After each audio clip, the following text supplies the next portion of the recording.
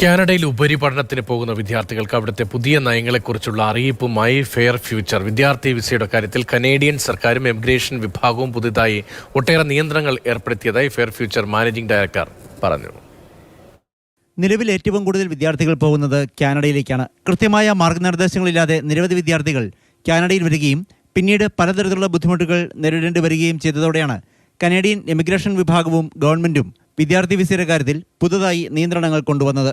ഇനി മുതൽ കാനഡയിലെ ഗവൺമെന്റ് അംഗീകാരമുള്ള യൂണിവേഴ്സിറ്റികളിലും കോളേജുകളിലും പഠനം പൂർത്തിയാക്കുന്നവർക്ക് മാത്രമേ പഠനശേഷം കാനഡയിൽ വർക്ക് പെർമിറ്റ് ലഭിക്കുകയുള്ളൂ എന്ന് ഫെയർ ഫ്യൂച്ചർ അധികൃതർ ചൂണ്ടിക്കാട്ടുന്നു.